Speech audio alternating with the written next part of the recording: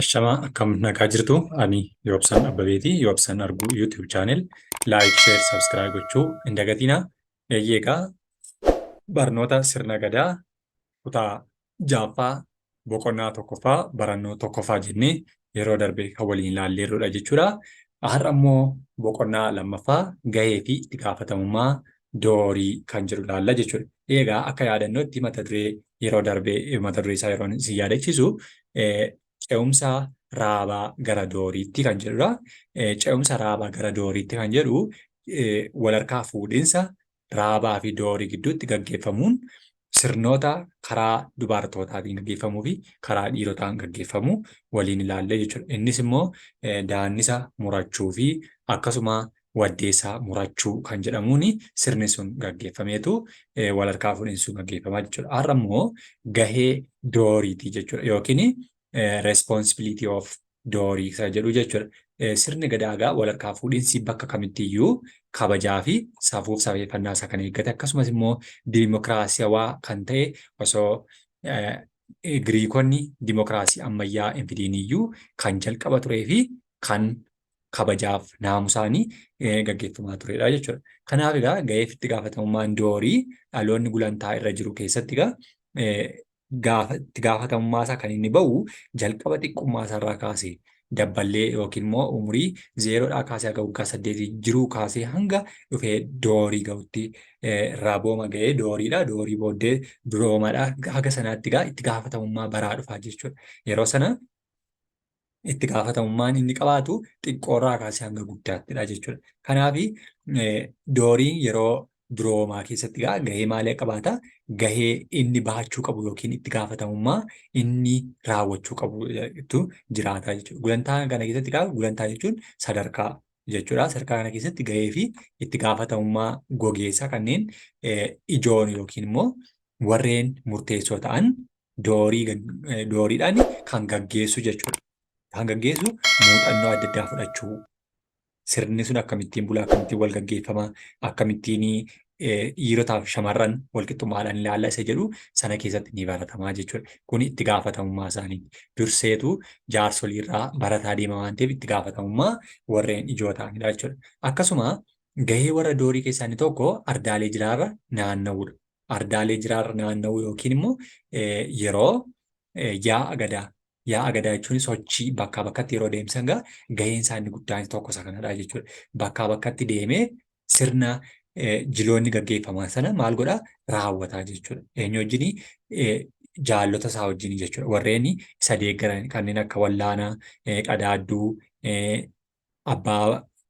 abbaa gadaa, abbaa bokkuu, makkalaa, jaalkeettuu warreen jedhanii wajjin jechuudha.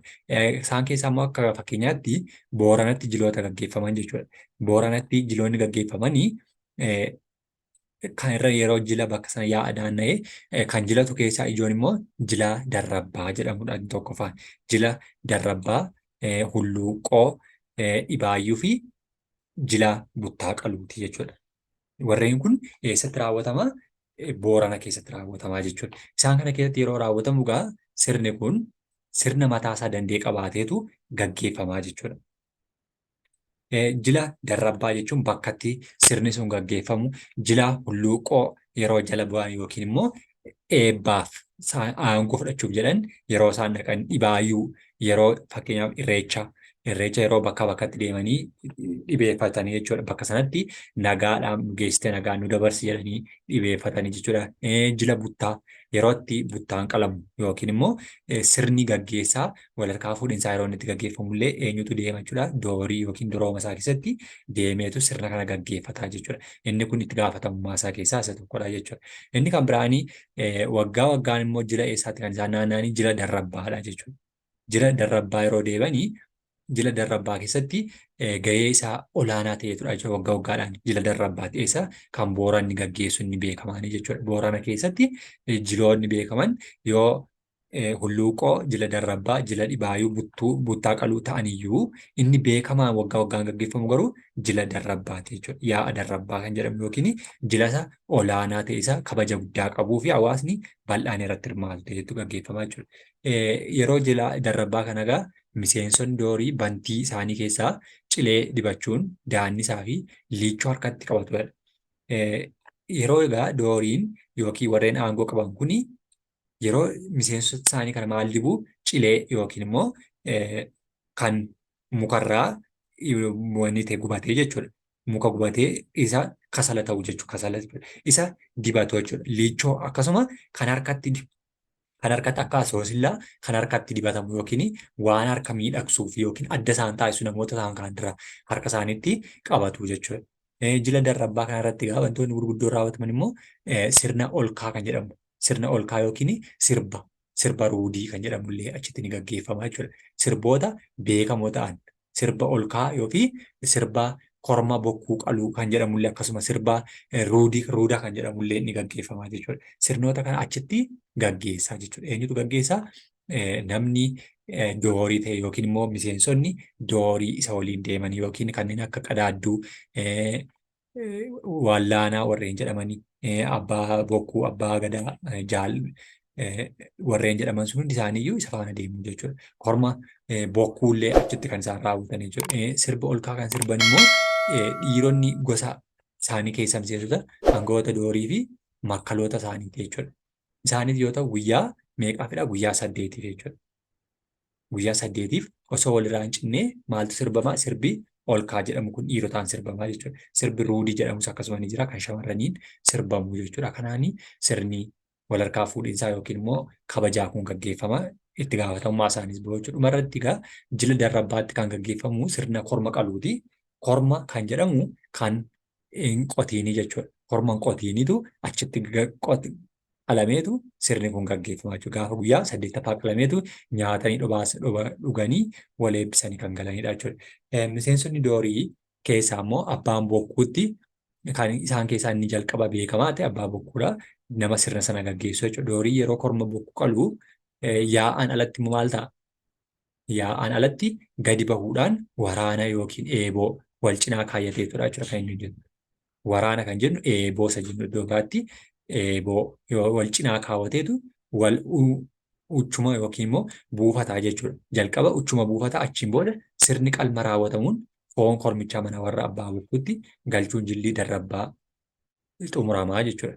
Kun kormi qalamu kun immoo korma obbaatii jilaa jedhameetu kan inni beekamu yookiin kan inni kabajamu jechuudha. Sirna kana keessatti egaa sirnoonni hundiyyuu kabaja mataa isaanii waan qabaniif jechuudha. Kanaan sirni kun gaggeeffameetu abbaan bokkuu uchuma yookiin buufata ulee jechuudha. Eeboo kana lamaan maal godha? Wal qaxxaamurseetu jalqabarra uchuma yookiin dursee buufataa jechuudha. Lafa buufateetu sangaa yookiin kormi achitti qalamaa jechuudha. Eessarratti?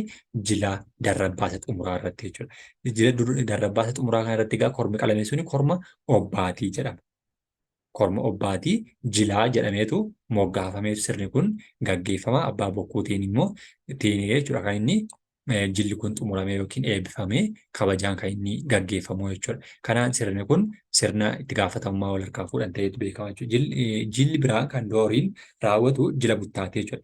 Jila buttaa jedhu jila buttaa qaluu yookiin sirna gaggeessaa yeroo tokko gara tokkotti kan gaggeeffamu egaa sirna buttaa qaluuti inni itti aansee jiru. Sirna buttaa qaluu yeroo aangoo wal harkaa fudhatan kan qalamu jechuudha. Yeroo aangoo walirraa dabarsanii kennuuf jedhanii buttaan ni qalama. Buttaan qalameetu wal harkaa fuudhinsi gaggeeffama jechuudha. Isaanis egaa doorii gulantaa duroomaa irraa gara dhumaatti yeroo itti dhiyaate baalli fudhachuuf jedhu jechuudha. Baalli jechuun mallattoo aangooti. Mallattoo aangoo yookiin abbaa aangoo ta'anii yeroo bahuuf jedhanii inni xumuraa jila darrabbaa keessatti kan gaggeeffamu jila buttaati jechuudha. Jila buttaa keessatti immoo wantoonni ijoon raawwataman galma buttee ijaaruu yookiin qaachaa isa jedhamu jechuudha. Galma buttee jechuun kan naannoo Gujii Booranatti wantoota sasalphoo taaterraa yookiin immoo wantoota akka haxanxariirraa kan ijaaramtudha jechuudha. Galma buttee ijaaruu, buttee dhaabuu, sirna achitti gaggeeffamu dhaabuu yookiin nyaata dhugaatii achitti qopheessuu, korma buttaa hidhuu yookiin fuuldura daasii yookiin godoo sanaatti korma buttaa sana kan qalamu achitti yookiin kan buttaadhaaf raawwatamu adda isaatti mallattoo diimaa itti hidhaniitu balbala dhaabbataa jechuudha hanga raawwatamutti jechuudha. Abbummaan inni kaan immoo adula fiixee yookiin immoo aduloota xumura gahaa jiran fiixee yookiin nama gaafa isaan gulantaa gadaatti ce'an abbaa gadaa ta'u jechuudha. Yeroo isaan gara gadaatti gulantaa abbaa gadaa ta'utti deeman yeroo isa xumuruutti deemu suni kun maal godhaa buttee kan dhaabdu ammoo haadha isaati jechuudha. Buttee kan dhaabduuf yookiin immoo sirna gaggeessaa kanaaf buttee mana kan jalqaba ijaarsuu fi haadha isaati jechuudha. Kanaani sirni galma buttee fi korma qaluu gaggeeffameetu isa xumuraa sirna gaggeessaa darrabbaa jedhamuutiin kan jilli dooriin xumuratu gaggeessu keessaa isa duraati jechuudha. Bifa wal fakkaatuun egaa tuulama keessattis gahee fi itti gaafatamummaa yookiin naannoo tuulamaa kan jennu egaa Booranaa fi Baarentuu Maccaaf tuulamadha. Isaan keessaa immoo inni hangafti tuulamadha. Sirna naannoo tuulamaa keessatti immoo ammas maal ta'a? Macca jechuudha. Haa ta'uyyuu malee egaa tuulama keessatti immoo sirni kun yeroo gaggeeffamu gahee fi itti gaafatamummaan dooriin qabu immoo kanneen keessaa maalidha? Buttaa qaluudha jechuudha. Buttaa qaluu, hirkoo kaadhimachuu, many'ee baqaqsuu, maqaa dhahuun ni danda'ama jechuudha. Isaan kun jechuun buttaa qaluun isaan korma hin qonne sana qaluudha yookiin raada huqqattuu qaluudha yookiin haala kabaja sanaatiin kan gaggeeffamudha jechuudha.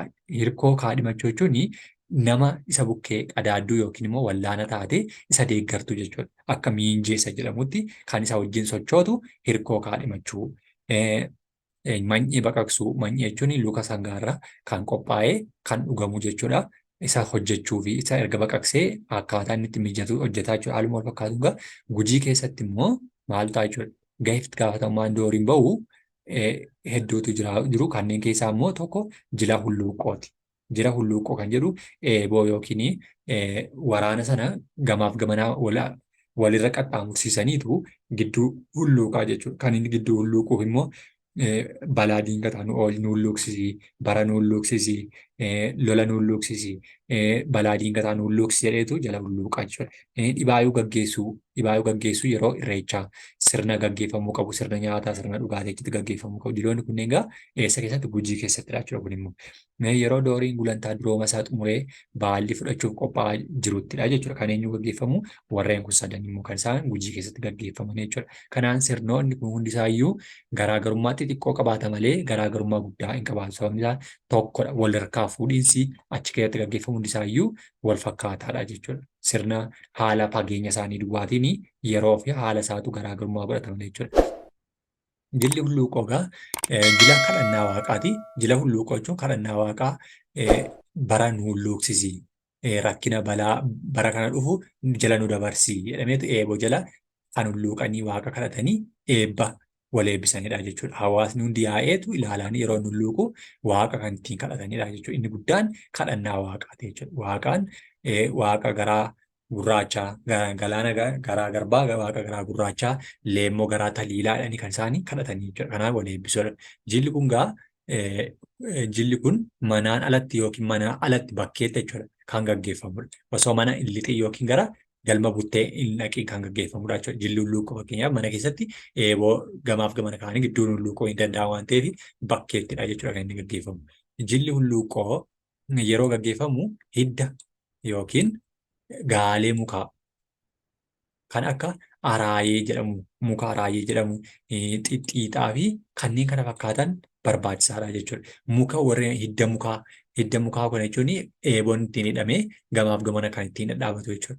Hiddi sun immoo wal qabachiistuudha. Waaqaaf uumama kan wal qabachiistu, uumaaf uumama kan wal qabachiistu jedhameetu yaadamaa jechuudha. Eeboon sun immoo waadaadha. Nu waraani, eeboon kee nu waraaniini. Hiddi kee hidda walitti nu qabii, jala nu dabarsii, balaan waraanuu dhufe keessa walitti nu qabiiti keessa nu dabarsii. Jala nu hulluuqsi jedhameetu kadhatama waan ta'eef jechuudha. Kanaaf gaalee mukeen lamaan gargar hidhanii maal godhu?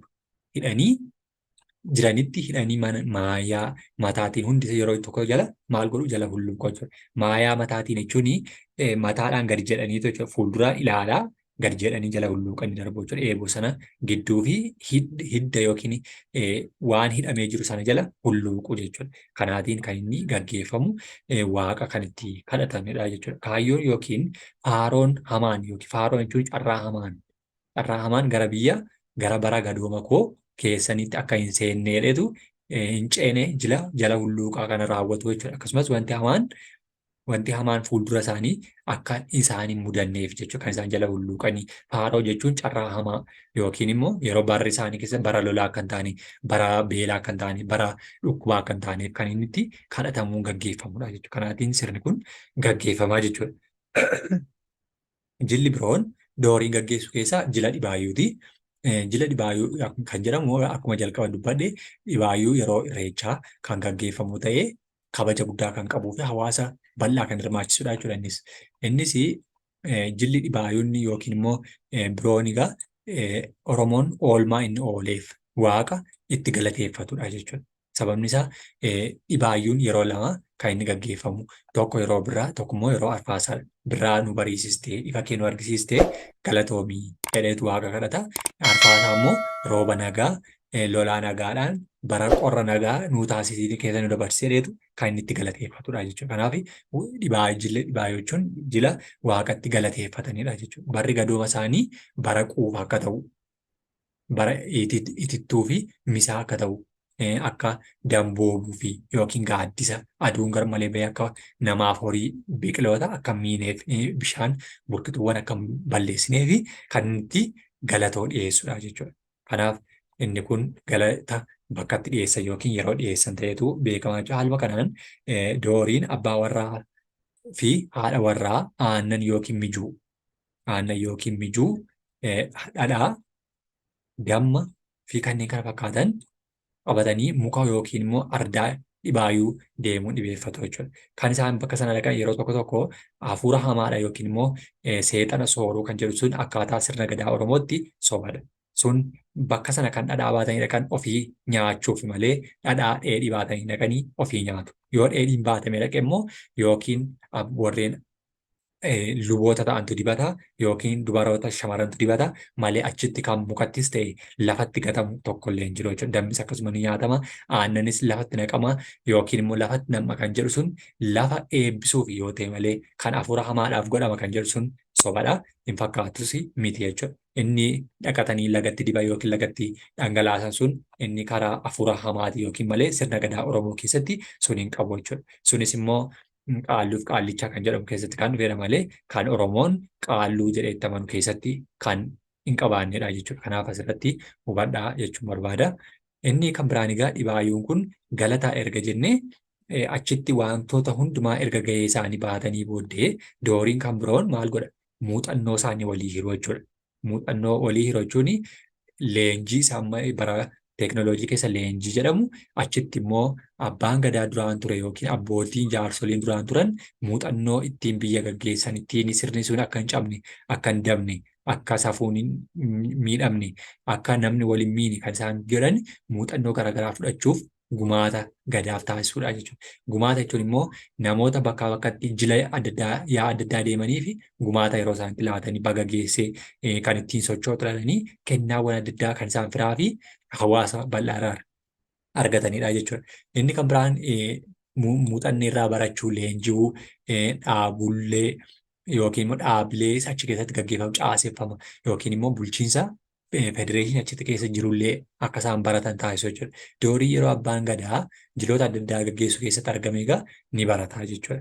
Barataa ta'etu isaan irraa dhaggeeffata jechuudha. Murtiiwwan garaagaraa warri gadaa murteessanii fi dabarsan hirmaachuudhaan illee caqasa yeroo gadaan marii adda addaatiif isaan barbaadan argamuudhaan hojii kennamuuf raawwatan illee ni barsiifamu jechuudha. Sun hundiyyuu sirna gadaa itti gaafatamummaa doorii keessatti kan gaggeeffamudha jechuudha. Doorii jechuun yeroo itti abbaa damballee ta'an abbaa ijoollee ta'anii waa hundayyuu maatii isaa gaggeeffachuu hawaasa gaggeessuu keessa ga'anii waan ta'eef jechuudha. Kanaatiin sirni kun gaggeeffama.